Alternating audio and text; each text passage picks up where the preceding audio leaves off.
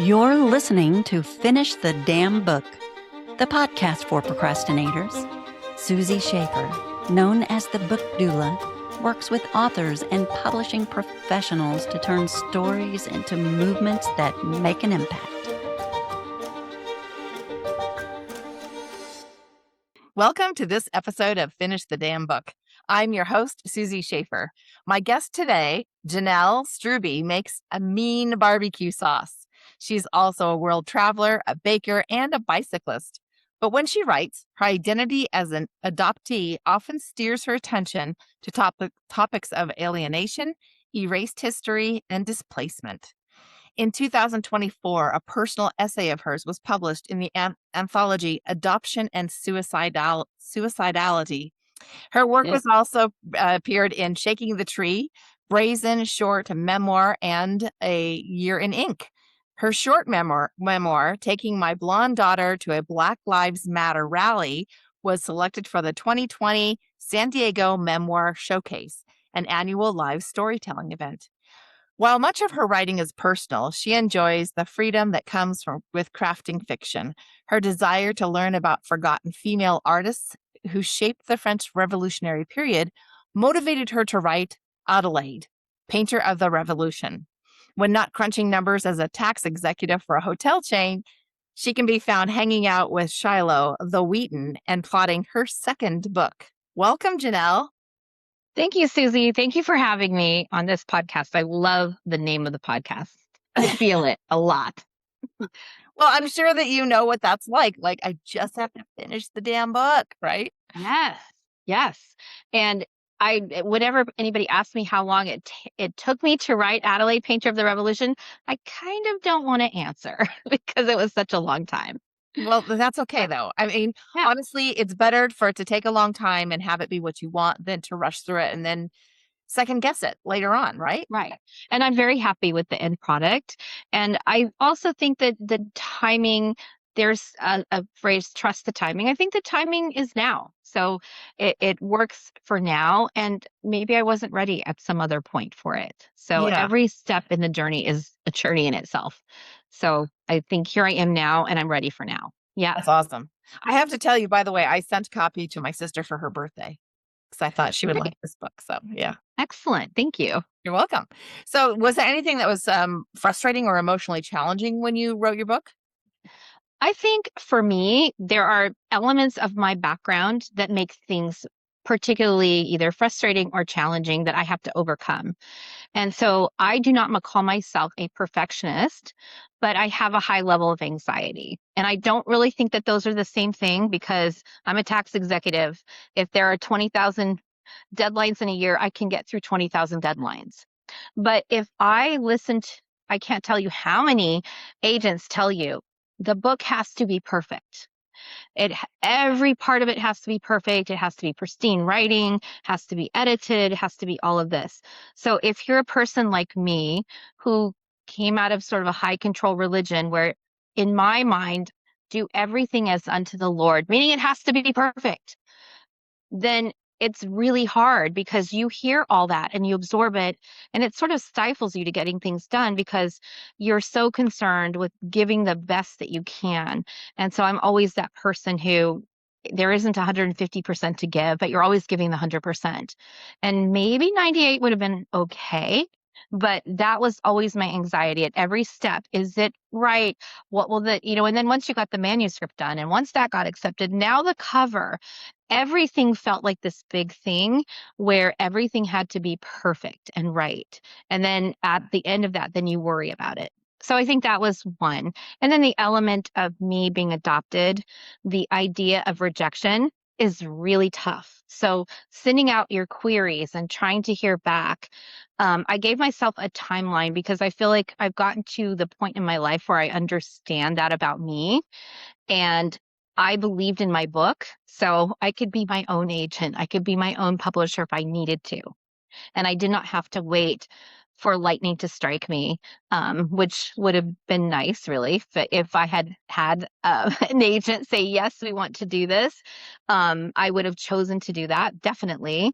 But I believed in myself enough to say, this is really a thing I don't want to do. So I said, I'll give it a year. once the book was done. And then at that point, I will go look for other options for myself. I love that. That's awesome. Now, you worked with a hybrid publisher, Acorn Publishing. What was Yeah. it like to work with a publisher versus you trying to go it alone? I wouldn't have known at all what to do. So the ideas of, I don't know, metadata, that you have these little things out there attached to your book, the fact that your cover has to be a precise measurement against the pages that are inside, when to do certain things, what you needed to do. Those were all proscribed for me, because I would just get an email in my inbox once a week, and it would tell you, this is what you need to do this week. And I'm really good, because I'm a very busy person, because I have my day job. If someone puts something in front of me and says, Janelle, you have to do this, this is important right now, I'll do it. So that worked really well for me. And I feel in the beginning of that process, I did feel overwhelmed with the things I didn't know. But as those weekly emails kept coming and I dug down and I did the things, and then I would come back and reflect, then I would begin to say, oh, this is what I'm doing. This is why I'm doing this. And so today I feel much more understanding of the process and feeling like I can continue with that. Or if I decided I wanted to make my own imprint, because now I know more, I have more information. But having that, I'm not going to call it book Sherpa, but it's like a book Sherpa, right? Just to help you up the Mount Everest of the mountain was huge for me. I really appreciated it. That's And awesome.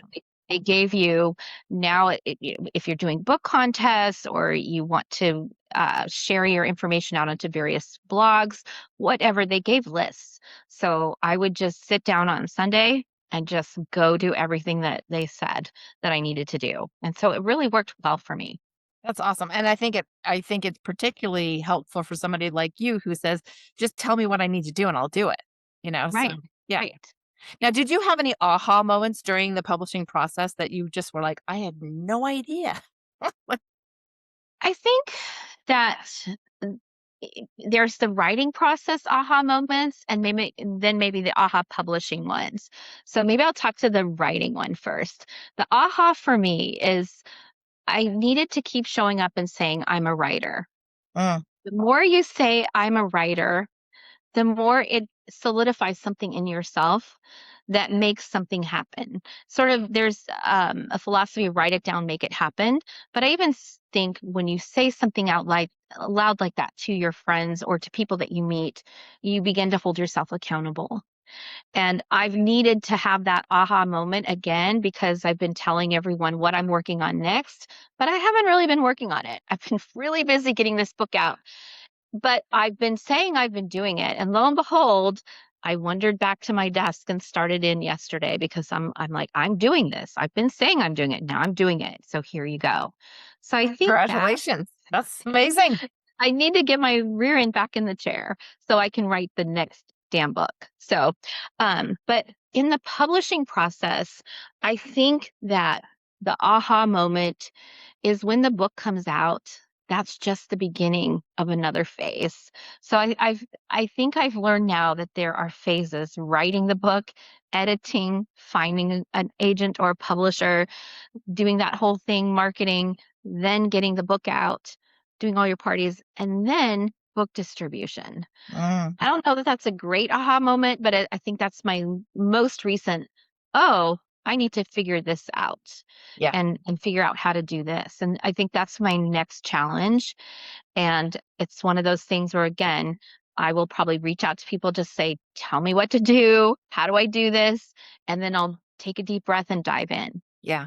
And I think that's great. That's really good insight for someone who may be listening to this podcast and saying, hey, I don't even know where to start, because you obviously have come through it and come through it successfully. So what results would you like to share since you published your book? So I don't know how many books I've sold on Amazon or on barnesandnoble.com, but I can tell you that for several weeks in month 1 and month 2, I would be in the top 100 in my category. So I would be there, and I think I wrote these down so I wouldn't forget them, because I felt like they were a lot. So the bestseller status, I got really, really good reviews, and I got one yesterday from Literary Titan. So that was new for me to try. That was a literary review, which I was really over the moon. It's my favorite review that I've gotten. And I just felt like this person read between the words in my words and got it. So I really liked that. My social media presence is growing. So when I bother to put out a video or something, maybe up to 800 impressions. So I'm learning about that because I feel that's the way to keep getting people engaged in my book. The list of people on my Substack, they are now, I think, up to, I don't know, 155. And I started this much less. And then I have a mailing list for my newsletter. And so maybe that's up to 245 or 250. Um, and so what I really and then I've been selling books myself and trying to figure out what will it cost me if I were doing the mail distributions. Not cheap. So we'll say Right. that. However, I now think I have a couple solutions for that. So I think I'm looking at this year or this few months as really learning. I think in April I'll really know. I'll be able to reach out to Acorn, and at that point they will have results to tell me where I am so far in terms of numbers. But I've had fun being an author. I'm an author, which I love. So being on KBC Arts. So a dream for me to be on NPR. Got to do that. I was at Books and Books in Coconut Grove, and that was really a lovely author talk, getting used to doing author talks. So I'm really trying to focus very much on enjoy the journey and the part I'm in now. And will you be at the Writers Festival in San Diego on the 28th? I will. And this year, I will not be the director of volunteers. So after 6 years of doing volunteer work the entire time, I am stepping aside to be in this part of my journey. So I'll be on a panel based on a true story at 4 o'clock in the afternoon. And I will also have books available at the Warwick's bookstore that's there. But I also am going to share a table with a couple of other Acorn writers so we can support each other. That's So wonderful. it's still a busy day. Yeah. But other people will be taking that part over. So I'm very excited for that. But I love the festival and can't say enough how I recommend people to come and take advantage of what you can learn, because a lot of my learning came from festivals over the Mhm. last few years. That's true. It's really a great resource because you can talk to so many different people in the publishing space, whether they're editors or publishers or anything like that. And so it gives you everybody in one spot, kind of, when you go to Yeah. those festivals. And I have to say, the San Diego Writers Festival is one of the best that I've been to. Yeah. And it came out before that, there was a La Jolla Writers Festival. And so this tells how long it's been. But when I went to that, the people that I left from there became my publicist, the one who handles my publicity, my memoir editor, and also my writing coach. So it really matters to go and meet people and learn and feel who you click with to help you get through this journey. Yeah, absolutely. It does take a whole team of people from start to finish in order to actually bring it to fruition. You literally cannot, as an author, you cannot do all the heavy lifting yourself. It's just impossible. And I think people who do that run the risk of having mistakes in their book that they can't really recover from. So that's the part of the anxiety works in a good way. Yeah. Be humble, listen, and understand that the only bad writing is unclear writing. But if someone is saying they don't understand, go back and think about it again, because something needs to be fixed. Right. And you made a good point about the work really starts like once your book is finished, like, and once you're getting published, and then so you really can't, if you try and take it on all yourself, you're going to go through burnout as an author, and that you're going to burn out before you even get your book launched. And really, that's not what we want for authors. We want authors to have that guidance and that support to get you through the production phase so that you can launch your book. And then you have all the energy and the tools you need to go ahead and do the marketing and put yourself out there, get on podcasts and stuff. So Yeah. And for a lot of people, when they're first starting, they still have a day job, right? So you still have to you have to balance all of this. And I've been really fortunate to have so much great support from people at work. They're so proud of me, and they've gone to my book events, and they've really, really supported me. But that is also a part of the mix. And you do have to figure out, where do I have time to write in a day? Where do I have time to market my book? Where do I have time to answer my emails and do social media? It is a lot. Yeah. And you have to give energy to it and thought about what your boundaries are, and how you ask for help, so you don't have to do it all. Yeah. You are exactly spot on. So, are there any spiritual experiences that you can have to publishing your book? So I'm going to talk about my character and how my two characters called me. And I think that is where I would say that they came through space and time to Mm. reach out to me and call me. So when I first found out about the women artists of the revolution, the first day I met one of these these artists, I was in the Louvre. I was walking around, and I will just preface this to say, way back in college, I was told by a professor the reason they didn't teach about women artists is that no women had ever made any meaningful contributions to the arts. Oh, So goodness. that was my last class, and I withdrew from taking that as my second major, and I graduated a year early. But still, in the back of my head, it was there. So I was in the Louvre Museum one day, walking through the Rococo Gallery, my favorite, and I came across a painting that I could not recognize the artist. And I literally could recognize every other painting in the room, name it, name the artist, and this one I didn't know. And when I looked at the painting, it was a woman with a child, like a Madonna and child, but Grecian. Just it leapt out at me. Like, I felt like the woman was just looking out at me with an entreaty in her eyes. And I thought, who's this? And I looked down, and it was a female artist. And I was like, wait, what just happened here? I've been lied to. And so that was but the physicality of Elizabeth LeBrun reaching through, and just reaching through time with that entreaty in her eyes, really got me. And so through that, that's like book 3 down the road to finish her story. But through that, I came across Adelaide Labille Guillard, and I visited a painting of hers at the New York Metropolitan Museum, and I stood in front of her painting for a really long time. And her gaze told me, I don't think you can really tell my story. And I responded to her, I will do my best to tell your story. Wow. Through time, I would get a little discouraged because I felt like it's taking me forever. Is she losing faith in me to tell her story? So last summer, that was the Olympics. Not this last summer, but the summer before, it was the Paris Olympics, and I was there, and I had to finish a writing assignment for a publication.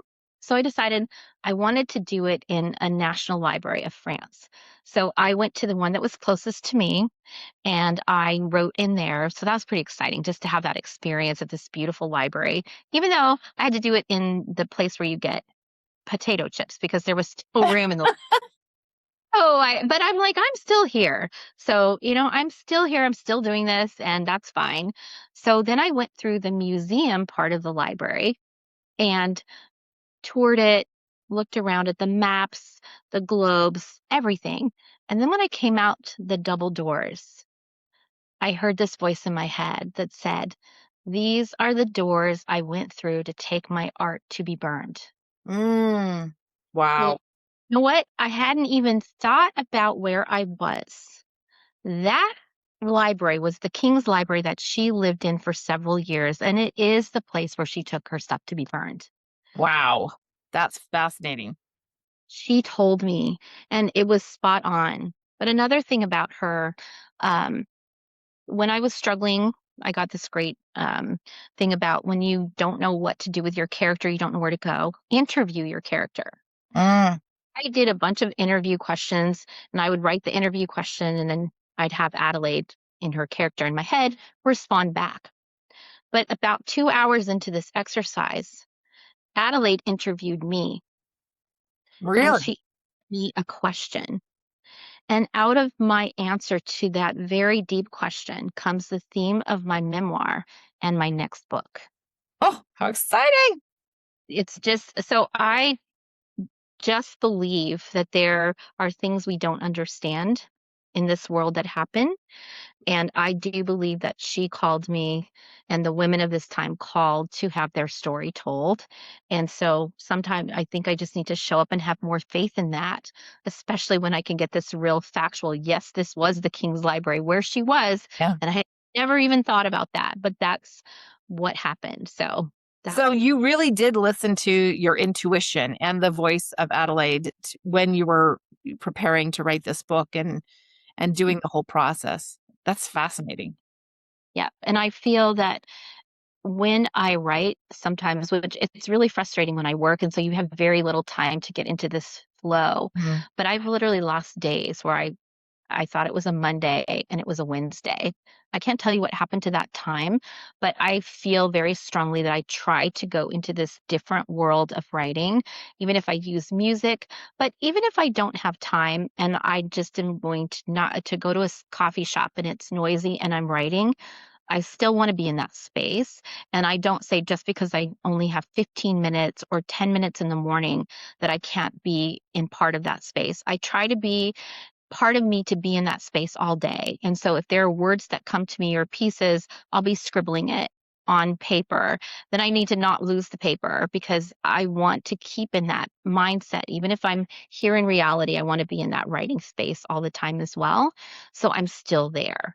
And I believe that things happen for a reason. And, I just want to be open to what happens every day because something out of that may spark words or spark another story, or I may see a story that's really important to be told and I want to be aware. Yeah, and the fact that you have the gift of being able to channel someone from history and interview them and have them interview you and actually channel that person to tell their story, I think this is amazing. And I definitely encourage you to do more of that. We want to know. Yeah, in a book that I'm going to work on after my memoir, it's the story of Madame David, and the one thing that I physically have seen of hers in the 1700s, this woman got divorced, and I saw her signature on her divorce papers, and the signature is shaky. She was shaking when she signed it. So Wow. that is the connection that I'm going to go with into this person that I'm going to write about. And I love that you're looking at women who were in history and instrumental in history, but not well known because obviously their stories were sidelined by the patriarchy of the time, and it still happens today, right? So I Yeah. think it's really important that these women's lives and their voices come out, and I love that they're doing it through you. So So, and I appreciate that they have a story to tell that they want to tell, and yeah, and that I want to be open to it. I don't want to take as long on the next book as the last one because I'll be really old if that happens. So I'm really hopeful that it'll be better, and everything that I've learned will help me to do it at a pace where I trust myself that mhm, it doesn't have to be this perfection or that my writing is where it needs to be. And I think that's the biggest learn that my writing is really where it's okay. yeah, absolutely. And this is also why we have editors, right? We don't have to have it perfect when we turn it into the editor. That's their job is to look through it and say, okay, I don't understand how this connects to this, so we need to explain that more, whatever the case may be. But that's really why we have good editors.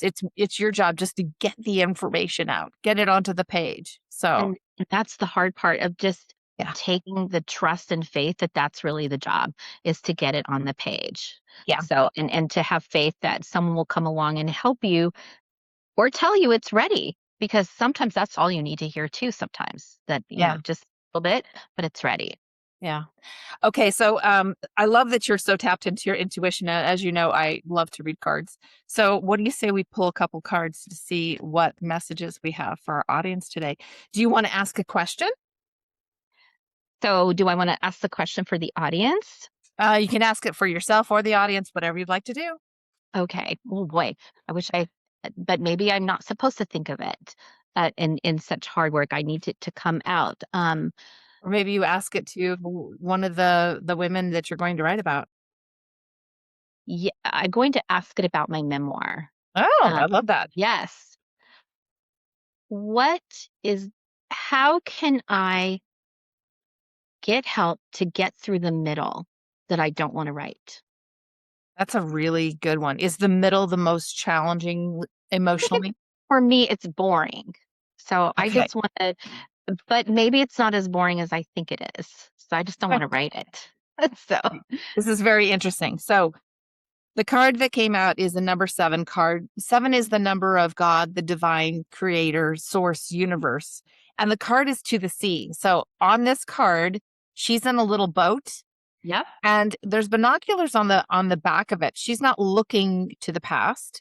She's facing forward. On the front of the boat is like a weather vane and it's pointing to north, which is your north node, mission and purpose, right? So it what this is really saying to you is keep going, but you may find yourself going to the ocean to actually do some of this writing because that energy will inspire you. Also, there's water here. So water represents emotion. And you can see that the water is very deep, but it's not turned up. So this isn't bad emotion. It's just deep emotion, right? And deep emotion can be happiness. It can be finding peace. It can be a lot of different things. So she seems to be just like kind of contemplating, her head's down. I really wonder if in this book that she's actually writing. So that's interesting. So let's see what else we've got here. Um, Building blocks is your next card, and it's a 28. So 28 reduces to a 10, meaning Okay. you are already, you've ended a cycle and you're already embarking on a new cycle because 10s are endings, but they also can be a 1, starting a new cycle, right? So the card is building blocks. And you can see she has built a really good, solid foundation. She's dancing on top of it. So it's saying to you, you have everything you need to go ahead and get through that difficult situation because honestly, you've built that foundation. You've now have the skill and the perseverance as an author to get through it. And she's actually dancing on top. So it's really saying, you know, use this as your own like little personal challenge. Like I can get through this. I can do this, right? Because this is actually going to just really move you forward. But you may find yourself Love wanting that. to change your environment and go to the ocean to do some of the writing. Yeah. Luckily for me, it's about 3 miles away because I need to That's see it every day. So I'm like, I that's love that. perfect. Find a favorite spot and go and do your writing there. Okay, and then your final card is a 19 card, so another 10. So now you have 10, 10. So that's a very synchronistic number. But this one is saying flexible. So it's saying be flexible with yourself. So remember when you said at the beginning how you can be a little hard on yourself? Yep. I really can. Maybe kind of kick that to the curb a little bit.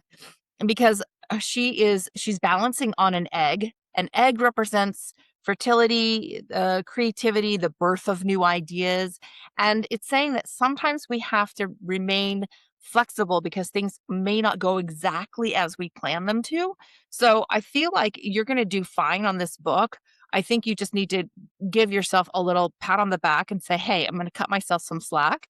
And then when I get to the hard part, I'm going to treat it as this is a fun experience. This is joyful. This is a new challenge for me, right? So yeah, so those are really good cards for you as far as very positive, very soft, very motivating. So I don't think you're going to have Love it. any trouble getting through that midsection of your book. Yeah. I love it. That's what I need to hear. Yeah. And the good news is I sat down yesterday and I said, "Okay, we're going again. We're picking it up." And so this is very exciting. I'm thrilled Yeah. with that. That's awesome. So do you have any other publishing advice or writing advice that you'd like to share with our audience? Writing, I would say visualize it done. That really has meant a lot to me. Even if you're visualizing holding your book in your hand, your precious book, it will get there. And then one day it will be there. So I do a lot of not linear thinking, but just thinking this way to this vision and then getting myself there. And even if it's a word or 2 or 5, just keep at it every day and believe that you will get there, and you will get there. By the time I kept saying I'm a writer, by the time this book was submitted, I had 2 manuscripts going. And so for the book that I'm not happy with the middle because I'm struggling with it, I'm in my second whole writing. The whole book is done. I just have to go back and take away the middle I had and replace it with another middle. You're So I so love funny. Like you're just too hard on yourself. It's amazing. Yeah. book people will tell you I'm very hard on myself. So yes, that is Yeah. a statement. I have Oh my very high requirements and standards for myself. oh my So gosh. That's yeah. so funny. So, Janelle, how can people find you? They can find me on janellestrube.com. That is JANELLSTRUB as in boy E.com. I'm at Janelle Strube on Instagram, Janelle Strube author, Janelle Strube regular on Facebook. And there's a lot of podcasts out there if you just go and put my name in there, but they're in the events section also on my events page on my website. My book is for sale out on Amazon.com and barnesandnoble.com and also other places. I think bookshop.org. Mhm. And you can find it in other places, and you may find it through me at one point in time. So check because I do every once in a while give away a book and send it out. So that's how you can find me. That's awesome. And I would highly recommend that people do connect with you so they can see where you're going to be next because you have done several events and have been out in the public eye and talking about your book and signing books and doing these events. And I think that's fantastic. Yeah, thank you. And I just want to say thank you too for where you have taken me in my journey because Acorn uses you to do certain things with metadata on Amazon. And so I had the privilege of speaking to you in the past, and thank you for that. And I look forward to working with you in the future on that. And yes, I want to finish the damn book. So maybe next time I'll be like, here's book number 2 out here. So Thank you so much for being on, Janelle. This was absolutely a treat. thank you, Susie. Thank you for having me. Have a great afternoon. And if you found this interesting, I encourage you to join me for the next episode. Be sure to subscribe. Until then, keep on writing so you can finish the damn book. We'll see you next time. You've been listening to Finish the Damn Book, hosted by Susie Schaefer. If you're serious about finishing the damn book and want to explore what that could look like for you, your next step is a conversation.